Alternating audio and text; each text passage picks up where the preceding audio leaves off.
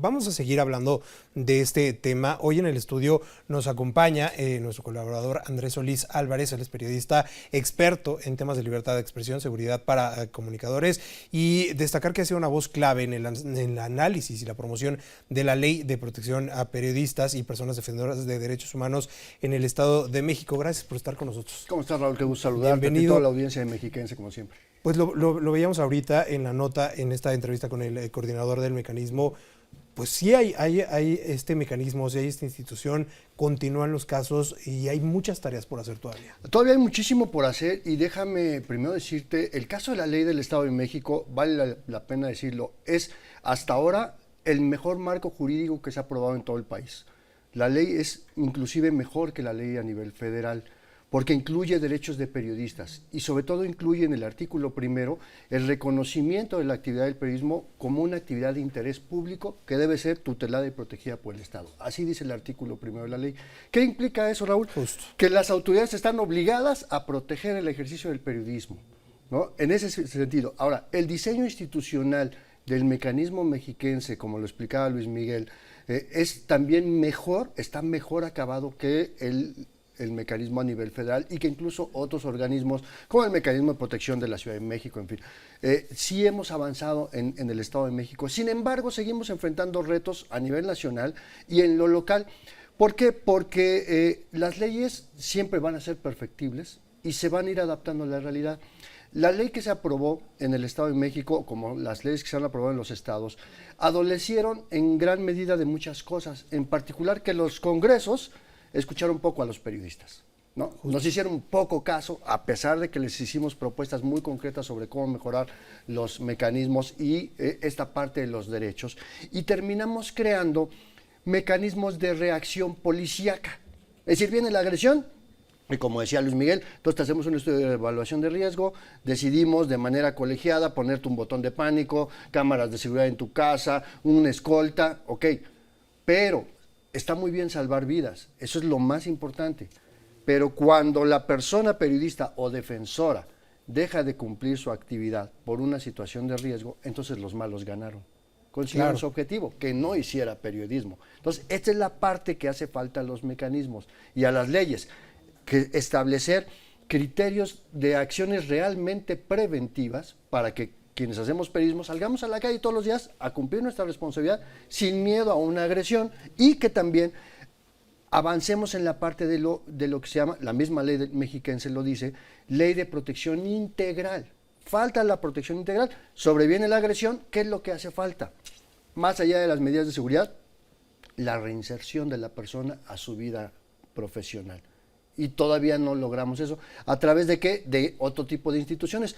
Atención a la salud, sobre todo la salud mental de las víctimas, claro, la atención a la familia, el tema de la capacitación, el fortalecimiento de capacidades de la víctima para que pueda regresar a hacer una actividad mucho más profesional. Entonces, este, digamos, es un primer bosquejo de lo que yo te podría decir, de qué es lo que nos falta todavía por hacer, además de otro tipo de cosas, porque la mayoría de las agresiones en México provienen de una autoridad.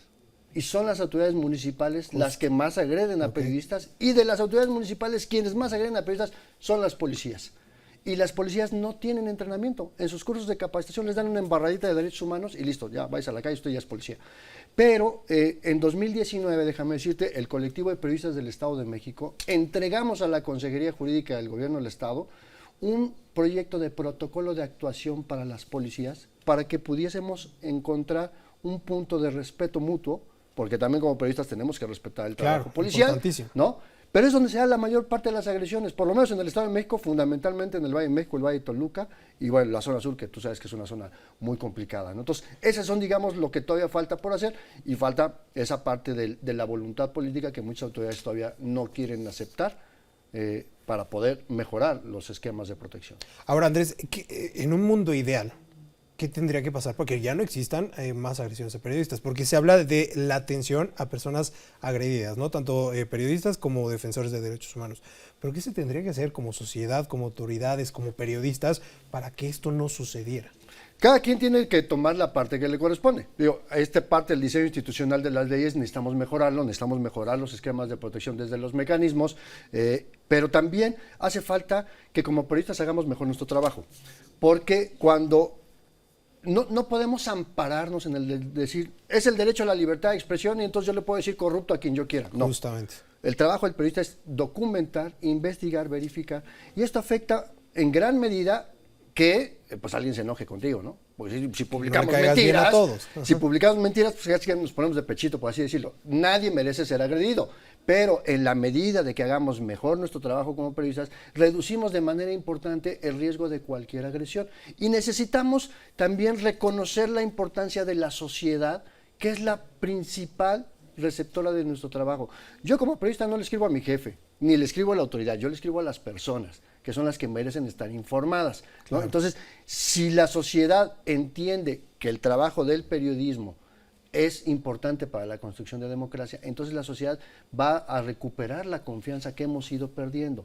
Y necesitamos esta parte de mejorar los marcos jurídicos, porque lo que menos necesitan las leyes de protección son leyes que puedan fomentar las malas prácticas. ¿A través de qué? A través de componendas, a través de que te doy un crédito de vivienda, a través de que te doy un préstamo. No, eso no es protección. Eso es responsabilidad de las empresas, claro, y no del Estado mexicano, ¿no? Y eso también, si tú tienes leyes que favorecen este tipo de malas prácticas, pues ya quiero ver, como en el caso de Guerrero, qué periodista hace periodismo de investigación real a quien le está dando una dádiva, ¿no? Sí, sí, claro. Y a ver, otro tema importantísimo que se habla mucho, ¿existe o no existe censura actualmente? Existe censura, pero desde muchas ópticas. Digamos, la peor es la autocensura. Cuando yo como reportero decido no investigar un caso porque no hay condiciones de seguridad, porque puede poner en riesgo mi vida, o porque hay un tema de presiones tanto de las empresas de medios como del propio Estado. Hemos visto cómo ha habido intentos en algunos estados, incluido el Estado de México, que se aprobó en comisiones en el Congreso, reformas que tienen un sentido importante de evitar la violencia hacia las mujeres, fundamentalmente la violencia digital, pero una ley mal escrita abre la puerta para que entonces suceda lo que hemos visto en casos como en Sonora, como en Veracruz, el caso más lamentable y repugnante en Campeche, donde inclusive se viola la Constitución imponiendo censura previa y prohibiendo que periodistas hagan su trabajo, claro, ¿no? Y estas leyes de tipificar como delito el acoso puede abrir la puerta a temas de censura. Y hay que recordar, en México todavía hay 6 estados donde se castiga penalmente la difamación, ¿no? Hay 22 estados, Raúl, donde se castiga el delito de ultrajes a la autoridad. ¿Qué es esto? Cuando una autoridad se siente ofendida por lo que publicamos. Y ahí entran los periodistas, los periodistas. Sí, claro, pues nuestro trabajo es ser incómodo, porque el periodista que no es incómodo, pues se vuelve vocero. Claro.